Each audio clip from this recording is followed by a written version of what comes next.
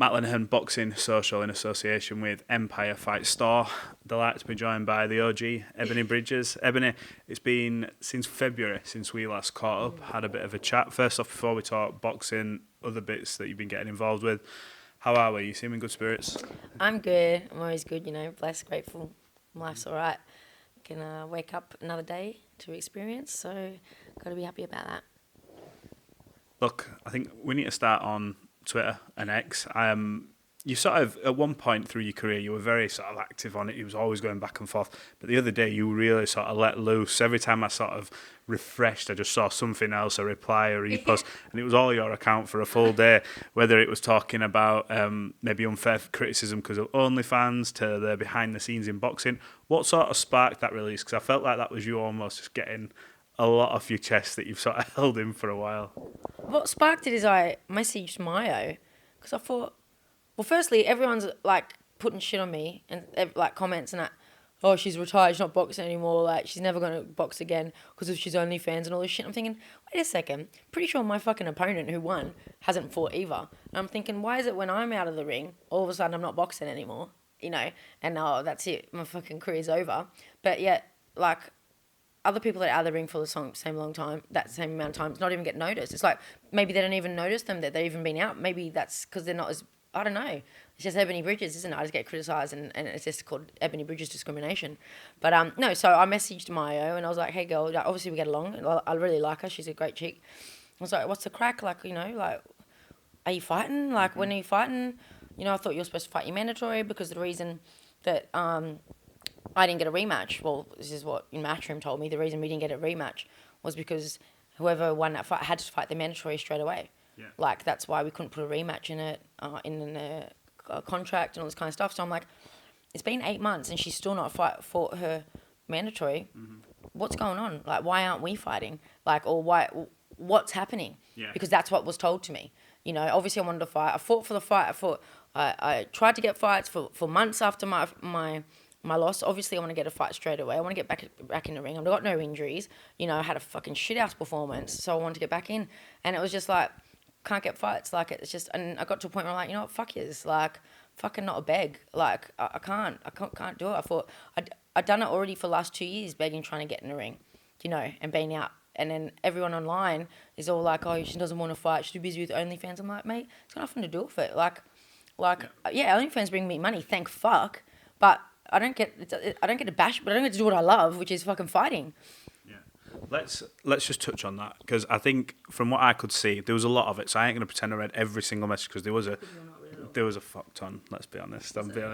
It was good fun though. But from the underlying tones of what you were saying, I feel like you feel because of your association with OnlyFans that maybe you receive criticism in certain quarters where maybe other fighters don't, and you have. Rightly so, you have other females who are signed up to OnlyFans, Michaela Mayer, so on and so forth, who are former world champions, and on the male side of the sport as well. Why do you think you get coming for maybe a bit more criticism than the others? Is it because maybe, I don't know, you were a bit of a trendsetter when you came in kind of thing. Do you think it's because of that? Why is it? Well, I don't know because I can list at least top 10 top fighters, including Amanda Serrano, who just recently fought with OnlyFans all over her. There's so many fighters, not just boxing, MMA, and athletes that have OnlyFans. But it's like I get the stick, and no one bats an eyelid at anyone else. It's not anyone else getting called slag and all this kind of stuff. It's the same as the lingerie weigh-in. I did it. I was the first to do OnlyFans, right? Opened it up for other people to go, oh, what Feminy's doing? It's okay. It is okay. We can make money. We can give more extra to our fans. We can do this exclusive. What's so wrong about offering exclusive content to fans that want to support you? Thankfully support me, because if it wasn't for my fans that support me on OnlyFans, then I couldn't eat, couldn't pay me bills. Do you know what I mean? Because I'm not boxing, and it's not because I don't want to box, So I feel like, again, like with the lingerie, I got shot for at that. But then how many girls followed? How many other girls then started doing themselves up in weigh-ins, started wearing lingerie, started looking sexy, started wearing makeup? None of them got shot. they're all right. They're not fucking. That's not bad, but it's Ebony Bridges. I don't know. Maybe it's because I got fucking massive bolt-ons. Sorry, I got big tits. Like, so that makes it worse. I don't know. It's. I just call it the Ebony discrimination. Like, it's just discrimination against Ebony Bridges because it's honestly what it is. Because, like, you know, and they just look at that, and all of a sudden I'm discredited. And all of a sudden I don't want to box, and all of a sudden I'm discredited. I'm not a good fighter anymore because of OnlyFans. I'm too focused on OnlyFans. Like, what about all the others? And you know what? To be fair, maybe they don't promote their OnlyFans as much as me, right? But it's a fucking business. If you want to make money, you promote your fucking business. And you know what? That's their loss. If they're not going to promote, then they're not going to make as much money. I go, it's not a fucking secret. I don't sit on fucking Twitter and Instagram and tell everyone how much money I make. Do you know what I mean? But I think it's pretty obvious that I'm making good coin. And that's because I promote myself and I promote my business. And that's what you want to do, you know? Any business. You mentioned, you alluded to the dirty side of boxing, sort of the stuff that goes on which nobody sees. I think I watched Derek Chisora interview with him earlier this week, and he said, boxing. He has OnlyFans as well. Yeah, he has OnlyFans as well. Fucking slag. To be fair, Del takes a lot of criticism in all fairness. He just don't care. Like, but I'm not saying that you do, but I'm saying he does come in every I don't care when now. I'm rolling around in fucking millions. Yeah. But it's still just like making a fucking point. Yeah. Like. But he was talking and alluding to, look, boxing's full of scumbags, full of this, that, and the other. What's been going on from throughout the background of boxing, or what can you tell us at least, that sort of either put a roadblock in the way? Because I know since the Yoshida defeat, obviously I was there, but like a month after or so, you were like, look, that weren't me. I can get back. Let's crack on. We've had 12 months plus now. I can't even think how long it's been. How long? 8 months. Sorry, 8 months out the ring. You need activity. You need continuity. What are the roadblocks that's stopping you from getting in the ring? Well, it's not me. It's fucking promoters and, you know, people. I think women's boxing. The reality is that women's boxing is been put in a back burner. The novelty's over. Promoters aren't interested in women's boxing anymore. It's not. Do you know what I mean? Like they're not. They're pretty much like put it to the side. Like you look at. Obviously, you know, Matchroom's dropped a lot of girls as well. You got your couple of your favourites, obviously.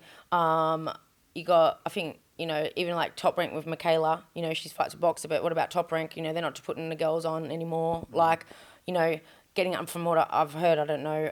Like, obviously, Serrano's getting mega money because of Jake Paul, you know, but from what I've heard, that Katie Taylor's getting underpaid for even that fight. Like, it just went up like this. And I think it was like all exciting for these promoters to put women's boxing on when we were cheap, you know, during COVID because it was cheap. But now the reality is our commercial value has risen. People are interested in women's boxing. You know, people do talk about women's boxing all the time. And now it's like, damn, like now they're just like the men and they want the money, but they're still girls, so we don't want to give it to them. Do you know? So I was going to say, is that the stumbling block, the fact that, like in COVID, and you're absolutely right, when they're having the fights behind closed doors, you know yourself, you were a big part of that.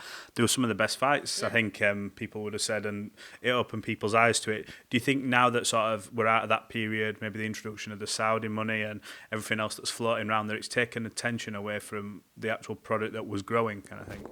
Yeah, definitely, I think 100%. Like, you know, you planted the seed, but they're not watering it, do you know? And then they're, you know, expecting girls that, like myself and other ones that get a lot of attention and get a lot of, you know, views and excitement to just accept fucking church change. Like, no, I'm not doing it. All I know is that when I spoke to Mayo, they tried to make fights and it didn't go through. People didn't want to put the fights on. Broadcasters didn't want to back the fights. And what they were offering is fucking chump change. You can't, we're trying to make a fucking living, man. Yeah. Did you get to a point where you were just like, you know, I don't know how long ago, maybe a month or two ago, where you're just sitting there going, why am I, like, you love fighting. Yeah. I know that's what, but forget the other stuff that comes with you. If someone says to me, why did you get into boxing? Because I like fucking bashing bitches. I like fighting, I like punching people in the head. Yeah. That's why. Not because I started boxercise and I thought this is fun. It's because I want to fucking hurt people. Do you know what I mean? Like, I like fighting. Like, I'm obsessed. You know how obsessed I know. Yeah, look at my fucking house. I got all these boxing magazines. I'm obsessed with boxing. It's all I do is watch boxing. I'm a fucking boxing Bible. Do you know what I mean? It's not like I just fight and I don't know shit about it. Like, I'm a student of the game. Do you know? And yeah, I don't know. I just got to a point. I think after a couple of months of meetings that went nowhere, empty promises and just bullshit. I just thought, you know what? I'm not doing what I've done for the last 2 years. Remember, last year I was out for a whole 12 months. The year before I was out for like 9-10 months. Being ready in camp, constantly ready, dieting, put my life on hold, not traveling, not doing this because I'm getting promised. Oh, you get a fight in September. Yeah, you have a fight in June. Then you have a fight in summer. Oh no, now it's fucking autumn and actually now December. I'm not fucking doing it. You know what I mean? And I'm sick of fucking begging. Like, of course I want to fight, but it gets to a point where you're like, just fucking, you know what? Like, will you get to a point at some point where you go, you know what? I'm done with this kind of thing, because you're quite headstrong. Like, you moved your whole life from Australia to here, and like you said, if you're not getting what you feel that you're worth, it'll get to a point where you go, look, because you're not going to fight for free. At the end of the day, like, it's hard work. Like, so. And I don't give a fuck what people say. I'm Ebanie Bridges. I do have the biggest following, and you know, on some, you might not think about this day and age. That's a big thing. People tune into my fights. People talk about me. Not one person has watched a fight of mine and said that's boring. God, that was so boring. God, I don't want to watch that again. What are they doing? Oh, that's so snooze fest. Yeah. Do you know what I mean? Yeah, every time I fight, it's exciting. I've never had someone like talk shit about my fights. It's always been exciting. Mm-hmm. Yeah, I had a fucking shit last fight, but it was still an exciting fight. Do you know what I mean? I'm never in a boring fight. I'm not a boring person. You know, like, so it's like, what's the crack? You know, you just get sick of it, I think. And I'm just at a point now, like, anyone that's in boxing, like you said about Derek Chisora, anyone that's been in boxing long enough, it's a fucking love-hate relationship. Because once you get in boxing, you realise how dirty it is, all the bullshit, and it ends up just being like, just like love-hate. Obviously, you love fighting, love training, love fighting, love winning, but you hate boxing and the people in it and the politics and the lies and the bullshit and all the people that sit there on camera talking absolute shit. You know, talking to the fans and the casuals like telling lies, the same kind of empty promises we get promised. Like, it's just it's bullshit sales, but nothing. What actually gets said that actually happens. Has this not sorry? No, you're right. I was just gonna say, like, yeah, obviously I'm not the only girl that can't get a fight. Michaela May and Jonas, you saw that recently. Yeah. They want to fight. They can't get the fight. Do you know what I mean? Like, old mate Shannon Courtney, I'm pretty sure she wants to fight, you know, but she, you know, Maya, like I said, I was talking to Maya, we all want to fight. We all want to fight. Like, you think us girls, when it's our income, yes, I'm lucky I got OnlyFans, but still, I'm not, forget me, I'm blessed, thank God, I have fans that support me, but Maya, single mum, 8 months out of the ring, you know what I mean? And other girls that aren't making money, that's their income, and you're putting them on fucking ice. Like, in terms of that side of it, you mentioned, I don't know. I think so. Phone going off somewhere. In terms of Mayo, and you mentioned Shannon there, has that sort of lit a bit of a fire seeing sort of the news that come last night? Because I didn't, you know, you hear a lot of shit on Twitter, but then you look and I think it was on Shannon's story, and I'm seeing these 8 fighters, and I'm like, the first thing I thought, fucking hell, she's going to be furious when she sees this. Like, so just give me a reaction to this tournament, and were you ever considered, did anyone reach out to you? What's the crack? No, I didn't know about it. But when I saw it, I kind of mixed emotions. I thought, fuck, really? Like, I didn't know about this. And I thought, like, then I thought, why are they not asked me? Like, is it because they think, oh, that's my dishwasher. Is it because they think, oh, Ebanie don't need to fight because she makes money in OnlyFans? Or is it because they think, oh, Ebanie's going to want too much because of whatever? But the reality is that there's a point, like, make me an offer. Do you know what I mean? Don't just assume. Yeah, I am worth a lot more to those girls on there. Like, I am. I believe I am. Yeah, obviously not the world title, the champions. Like, they're champions, and full respect. I like all those girls. There's obviously Shani, she's not my mate, but all those girls on there. Like, do you know? Oh, Nina, she's a cunt. Don't like her. Hope she gets smashed. Oh, really? Yeah, she's a fucking idiot. God, fucking hell. But anyways, going back to that, like, it's a good tournament, and I'm not on it, and it's a bit sad, but I'll support it because I support women's boxing. I support it, and I'll go, you know what? That's a fucking great idea. Shit show that I'm not in it. A bit fucking sad. Heard it might be in Australia, even weirder, but whatever. Like, I'm supportive of it, and I'm glad that it's happening. I'm glad the girls are getting fights. You know, like Maya, you know, I like Shanika, and Dinah Thorsen's a fucking machine. Do you know what I mean? I think it's going to be a great tournament, you know, and I'm looking forward to being there ringside. Yeah. You Might do the cargirling for it. Fuck it. rolling back the years.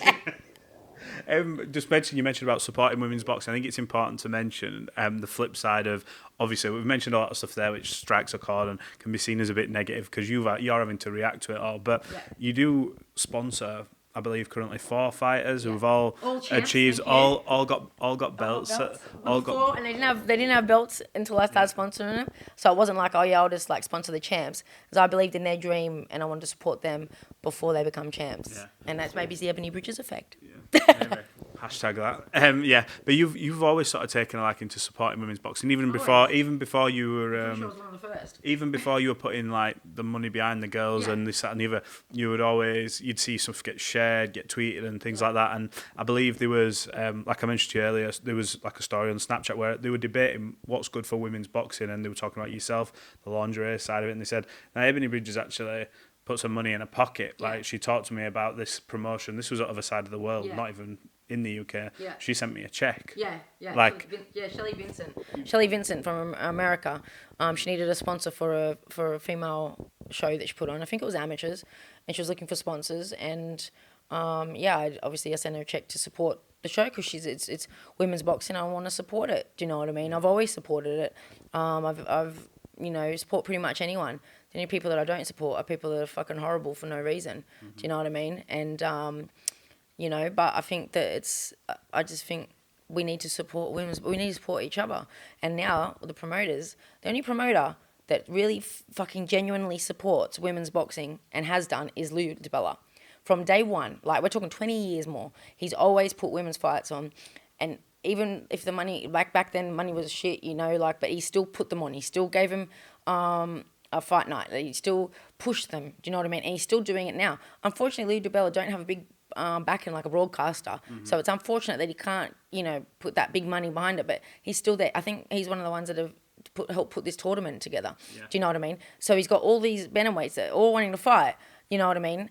Eddie's dropped, I think Nina, obviously Shani, and like these girls are all just in limbo waiting to get fights. They got all the bantamweights. So let's do a fucking tournament. Like, yeah, shit else I'm not in it, but I like to just see that it's going forward. I like to see that this is a great, exciting tournament. Mm-hmm. I remember speaking to you before you'd even had a world title, and you were like, "Look, that's my goal: world title, undisputed." Rah rah rah. Bumps in the road, things change, life, etc., which never runs smoothly. And I was just about to say, considering your life story, which is a very interesting one, it's never going to be smooth. No. So, talk to me in terms of the next 18 to 24 months. You mentioned your age, but you're not long in the tooth in boxing. You've not been off camera. You did, but you mentioned about obviously your age, but you've not had like 30 wars where you're just continuing. You still fail fresh. So 18 to 24 months. When we get to the end of the 24 months, where do you want to be? Well, look at my age, right? We look at my age. We look at old mate Nina. She's what, 41 or something like that. Probably going on 42 soon. Mm-hmm. And she's still in there banging it and going hard. Roman Cecilia, the one that I beat for the world title. Yes. She was, I think, 30. She was 39, but she was a defending reigning champion for 5 years before that. Do you know what I mean? And then you got old mate I can't fucking even say it. That Shani Chuo. Yeah. And they're still fighting. I bashed them up, but it's still in there fighting. And I've not got years. I've only been boxing for 7 years. I had my first amateur fight when I was fucking 30. Do you know what I mean? I'm not like say Nina. I think she'd been boxing amateurs for a long time. Lots of fights. I haven't had that many fights. I think I've had 40 fights or something, 41 fights or something. That's it. And 30 of them were amateurs. So it's with the stupid headgear and you can't get hurt anyways. Do you know what I mean? So it's like, I don't think that I'm worn out. I still feel good, and I would like to get my belts back. Or belt, I should say, or at least a belt. I don't know what's obviously going to happen with this tournament. They're saying that it's at the end of the year, but we know how this shit happens. Until it's pending, we see a poster, we get in a venue. You get all fucking excited, people have a wank, and then fucking, it's going to happen, and then it doesn't happen. So, when it happens, I'll be excited. I don't get excited about shit until it's fight week. But, obviously, if this goes ahead, there's going to be an undisputed, you know. But what I want to do, I just want to get back in the ring and get a win. I just want to get a win, man. Like, you know, like I'd like to do a 10-rounder. You know, I mean, at the Matchroom, we talked about getting me intercontinental. We talked about getting me an international. We talked all about a bunch of shit, pretty much. Do you know what I mean? Like, I need to get a win so I can get back in there. But I still believe that I beat these on a good day, when I'm in my form, I beat all those girls, hands down. Do you know what I mean? Had a fucking shit house day, fucking very shit, and there was a lot of reasons behind it, but it was a shit fucking performance. We all do it. Look at Anthony Joshua. He's fucking had plenty of shit 3 or whatever it was, but he comes back. You know, looking his best now. You know, and like other fighters that have lost, they come back. Like it's not like, oh my god, that's it, it's over. I can't. Look at Mayo. Mayo is like an inspiration to me. She, before me, 2 times world champion. You know, lost just before our fight. And then instead of giving up on herself and going, you know, and everyone else said no. I went through 4 fucking opponents for that fight. Yeah, you went round. That was on and off on it for weeks leading into like that. 4 weeks. I wanted to fight my mandatory, the number 1. She said yes. Then a week later said no, and you won't go into it. But the reality is she took an opportunity. You know, she thought instead of being like nervous or being like, you know, fuck, you know, she just took the risk. She fucking won. I think anyone could have beat me that day. Do you know what I mean? Like, so, and she's 3 times world champion. So what's saying that I can't do it? Shanika Johnson lost against Scottney and then beat fucking Nina. Do you know what I mean? So again, these girls, they're all inspirations to me. And I can't say just because I've lost my world title, I can't get it back, because I fucking can. People do it all the time. Yeah. Do you know what I mean? So yeah, I hope to get my belt back. I hope to get a belt back. I hope to get back becoming a world champion. And, you know, it would be great to be undisputed. That is a goal. I'd love to. That would be the, you know, the dream. But yeah, I need just got to get a fight. 100%. Well, look, I think the next 12 to 18 months will be an interesting ride for you. Very interesting. Let's see what sort of pans out, and fingers crossed we can see you fighting very shortly, because like you said, it's always interesting. It's always an exciting fight week, no matter what happens. You got a message for all your fans, your genuine fans, not the ones who, you know, turn up, give you a little bit of shit, come back. Yeah. You know, the ones who stuck with you, the loyal fans. Hey, all the fans. I don't give a fuck. I love my haters as well. Them motherfuckers talk about me more, and they even spread my name more, talking shit. And everyone's like, "Who's this girl they're talking about?" Google, like, "Oh, she looks good. I'll fucking subscribe." Do you know what I mean? No, honestly, my fans, like, I got great fans, and just even my little rant that I had, which I don't go on Twitter much anymore, because it's just fucking, it's funny how people turn on you when you start doing well, and you know, you do OnlyFans, even though everyone else does it. But, you know, it's funny how people turn on you, and I just couldn't be bothered with the shit. But it was nice to see people backing me, people still going, yeah, we want to see you fight, like, we do want to see you fight, Eb, and that made me realise, like, I am still who I am, and I still have a lot of fans. You know, I still have fans. I mean, I walk down the street and I fucking have fans, do you know? So it's not like, it's not, you know, it's not like I'm just some burnt washout because I've had 8 months out like everyone else, you know. But I love my fans, you know. They've always supported me, and I've said it from day one. If it wasn't for the fans, I wouldn't even be here. Because if it wasn't for them fans, when during COVID and that, fucking shouting my name and spreading my word and building my following before I even fought, before they even see me fight, that believed in me, then I wouldn't be where I am, you know. So I always put it down to fans. It's the fans that promote me, not the promoters. You know what I mean? Like, they're the ones pushing my name and talking about me. They're the ones supporting me. So I'll forever be grateful to my fans, especially, you know, my fans that obviously come to my OnlyFans and see more exclusive, and they get to, you know, talk to me more one-on-one, and we get to have more of a personal thing, and they get to see my real life, because I don't blog my shit. Instagram it's fucking business for me. But if you want to see my life, like, that's where it is. And it's back to like the old Eb where I used to be on Twitter all the time, but now I'm doing it on OnlyFans, you know, because I think, do you know what, these guys are supporting my living, they're putting food on my table, so I'm gonna give them more. Like, that's what OnlyFans is about. Like, it's, you know, so if you're gonna pay, you're gonna get more. You know, so no, it's great, and hopefully, you know, it keeps growing, and yeah, when I do get back in there eventually, you know, we fucking run the house down. I'm sure you will. Can I swear much? Did you swear much? What do you think? No, I actually think that I was quite. You think you've got better? I actually think I got worse. This is like throwback when we used to first interview. Like, I used to be real bad, and then I calmed down a little bit. And I think it's just all come out again. But it's not too bad. It's you, isn't it? It's you. It's me. But yeah, no. Thanks, guys. Hope you enjoyed that shit talk. But it wasn't really shit. It was all truth. Ebanie, I appreciate your time. Thank you.